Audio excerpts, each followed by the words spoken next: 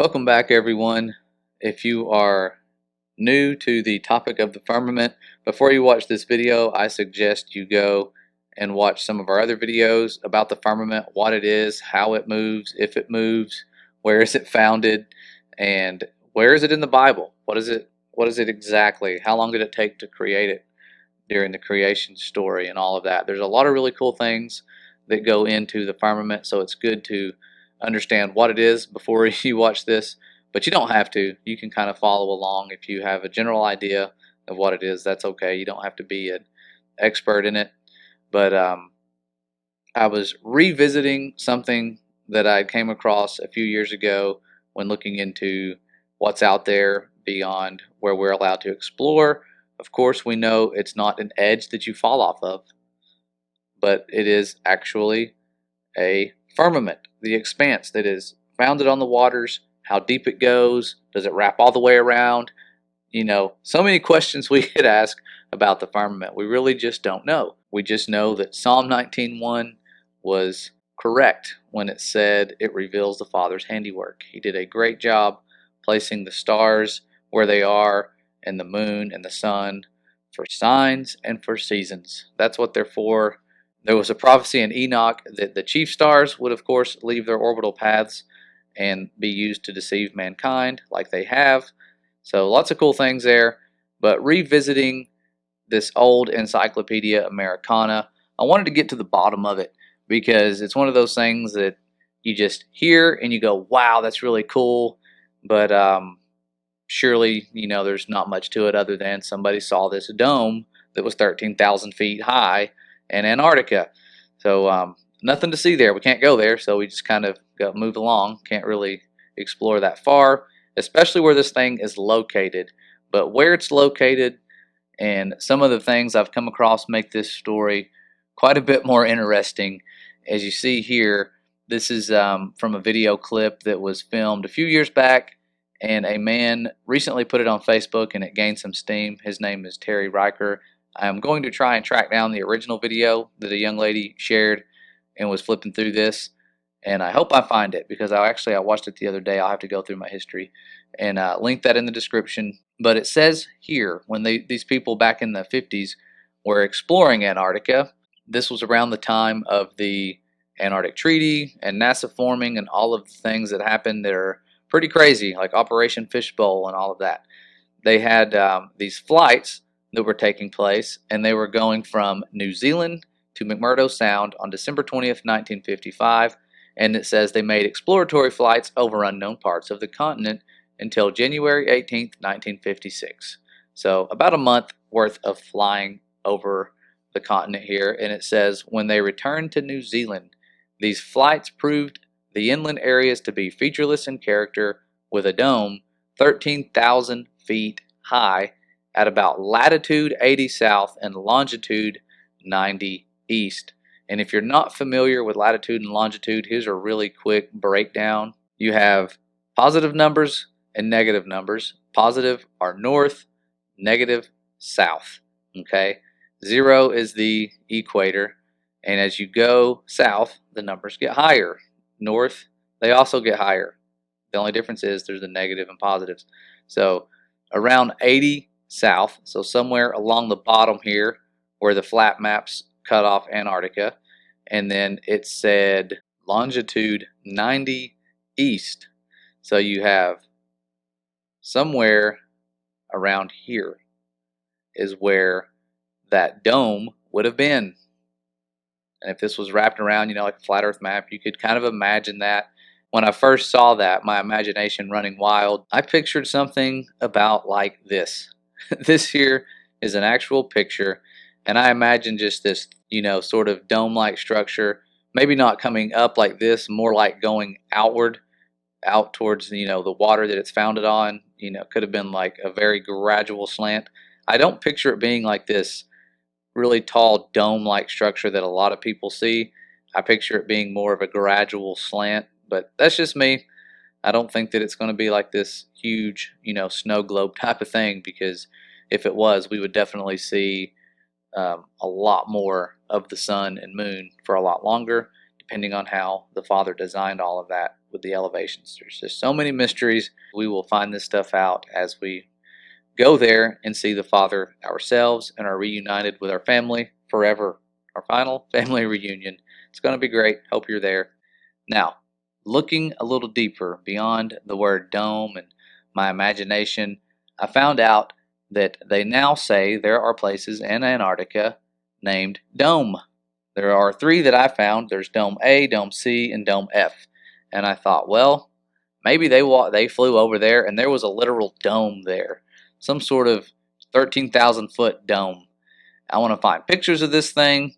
What's up with this? I should be able to look on, Google Maps and find them. Not as easy as I thought, and it gets kind of weird. Dome A is not like, oh, we found the first one, let's call it Dome A. It's actually A for Argus, Dome Argus, and it is around, they say, that 13,000 feet mark. And Argus was Greek for all-seeing, like the all-seeing eye, sort of. And he's one of those late 6th century BC, so before Christ, and was appointed by the goddess Hera to watch the cow into which, lo, Hera's priestess had been transformed. But he was slain by Hermes, who was the son of Zeus, and is called Argiphontes, or I don't know how you say that, Argeiphontes. I don't want to butcher that name any worse than I already am. But what it really means is the slayer of Argus. He was famous for that. So kind of like the Clash of the Titans or the Nephilim, you could kind of make some connections there. But Dome C is named after Dome Cirque.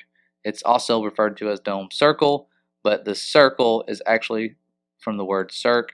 It's a name from Greek mythology as well, with Cirque was the bewitching queen of Aeaea Island, one of the children of solar god Helios, right here. More of that pagan Helios stuff. Oh, I pulled this from like Wikipedia, so when you highlight it, it pulls up Helios. Look at there. And the Oceanid nymph Perse, who changed men into animals by magic. So a lot of Disney type stuff going on here.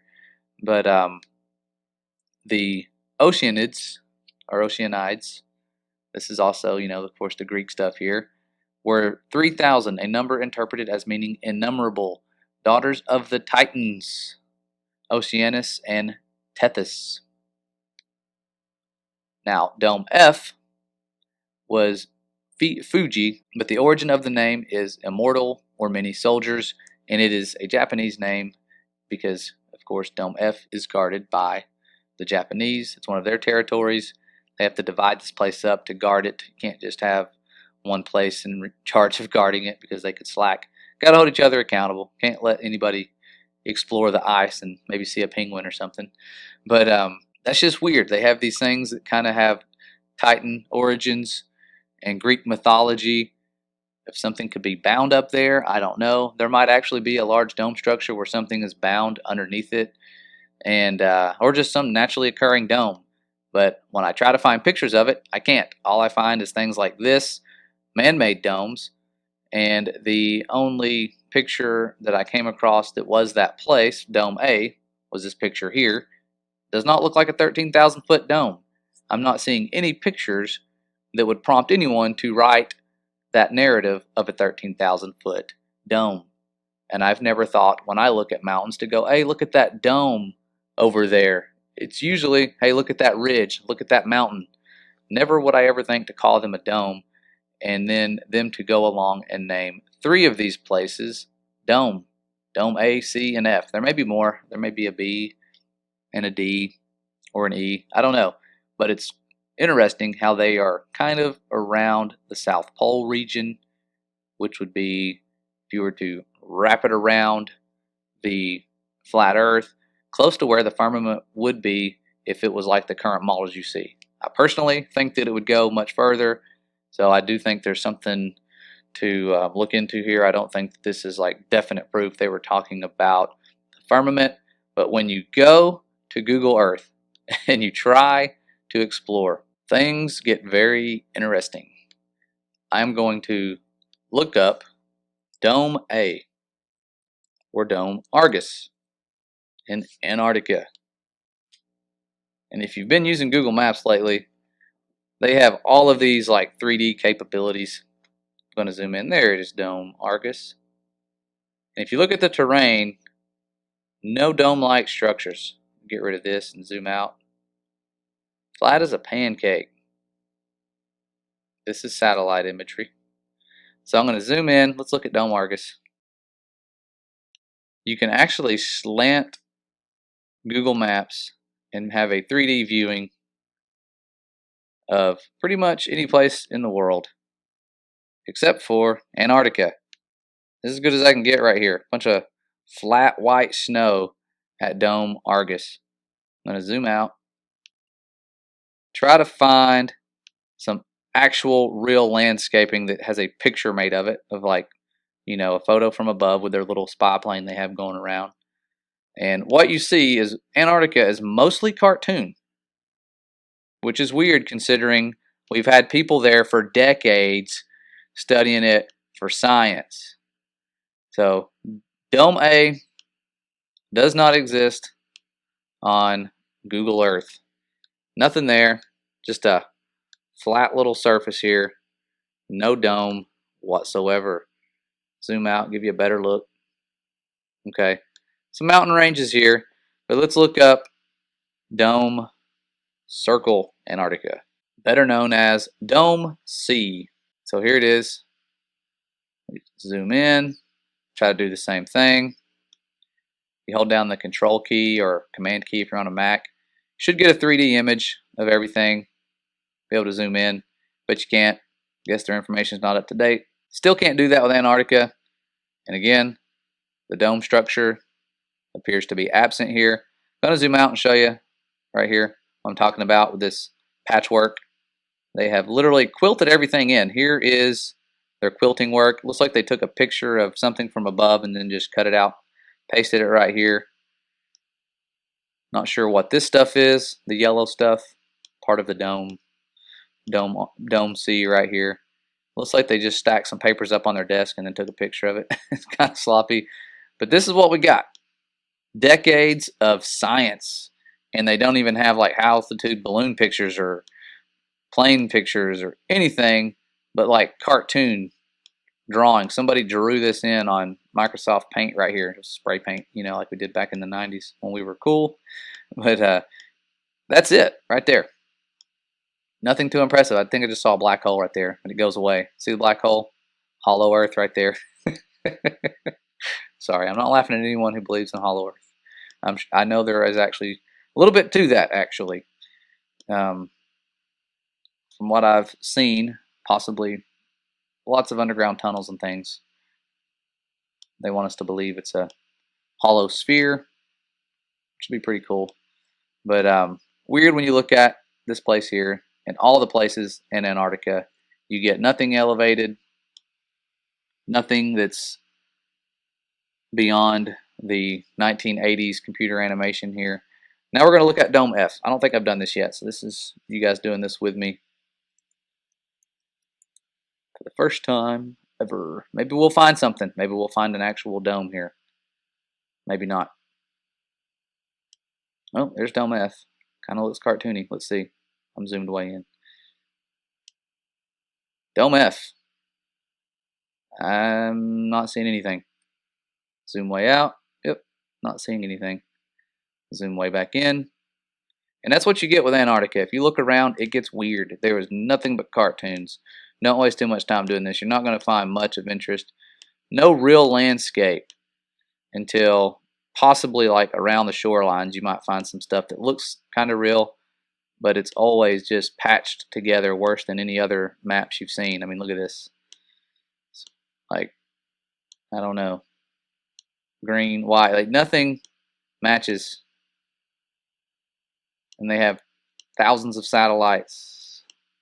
Why don't they launch satellites from here? Because Earth is moving upward at that exploding 490,000 miles per hour. You would think this is where they would launch from, and it would also get them through the donut hole of the Van Allen belts. But you can't go down that far to the South Pole. When you try, you can, but it stops. You can't circumnavigate, even on Google Earth. Watch this, north to south. Boom. It just is annoying because it stops every time. You try to go north, same thing. East to west, oh, you can circumnavigate pretty well. Not north to south, not even on a globe. So nothing to spend too much time on. You won't find a whole lot. They just keep it like really animated, so you get bored with it. You just see a lot of white flat snow, and that's pretty much it. None of the stuff that Admiral Byrd seemed to be talking about with all the mountain ranges not covered with snow and all of that. I don't see much of that. Maybe I'm just zoomed out too far, but everything seems to be white and covered with snow to me. But with global warming, you would think it would all be melted by now. So back to the presentation. The only domes I could find were pictures of man-made domes in Antarctica. Not sure why they would want to go out there and build these giant man-made domes in one of the coldest places on Earth. It'd be kind of hard to heat this place. I'm sure there's a purpose. I haven't looked much into all of that. But did see some really cool images of light effects, kind of like the sundogs, but they have these right here. This looks kind of like a rainbow, like a white rainbow, which reminded me of something I came across as a moonbow. Did not know those existed, but very rare, a moonbow. And to catch them on camera, it means you have to have like a really fancy camera handy when you see one of these things because they're that rare. But lots of cool images of Antarctica with the sundogs that pretty much reveal what we already knew, the firmament above us. Not something you would see, not just your typical circle around the sun or the moon. They always get far more spectacular. I know it's much colder there, but lots of illusions here. Floating mountains, false horizons, like we see over here where it's warmer. But for many, the intriguing things about Antarctica was the early days of exploration, because many have talked about Captain Cook and his 60,000-mile journey along the coastline and never once finding an inlet. Okay, he even wrote that no continent was to be found in this ocean, but must lie so far south as to be wholly inaccessible on account of ice. So his journey was probably very monotonous, trying to find a way in for 60,000 miles. I would have given up on about several thousand miles right there. That's quite the endurance. Now here is a quote from William Coppender's book, 100 Proofs the Earth is Not a Globe, and this is page 78, where he says, "We can circumnavigate the South easily enough, is often said by those who don't know. The British ship Challenger recently completed the circuit of the southern region indirectly, to be sure, but she was 3 years about it and traversed nearly 69,000 miles, a stretch long enough to have taken her 6 times round on the globular hypothesis." I didn't know about this one. I knew about the other one, but I didn't know about this one. Captain Cook was the only one I'd heard of, but that was indeed true. Here's the crew. This was more recent, so you actually have pictures of these guys, and they did travel and log that many miles. So quite impressive. If they were going around sort of the azimuthal equidistant map that we've all seen in the older ones from around that time period, that would be about what you would expect. Not that this is the exact shape of it at all, but quite close. And the last thing that I wanted to find with Antarctica was some really good star trails and pictures of the stars. And that is another thing that really frustrates me, because we should have tons and tons of these hours and hours of footage due to how many stations we have and observatories and scientists all around the world, and we have hardly anything. And I was assuming I would have tons of them due to the fact that we have so many scientists in Antarctica studying it for the purpose of preserving it and for science and for peace and all of those things. Not sure why we don't have very many of those. I find some from the southern hemisphere, but not from there. I don't really see any.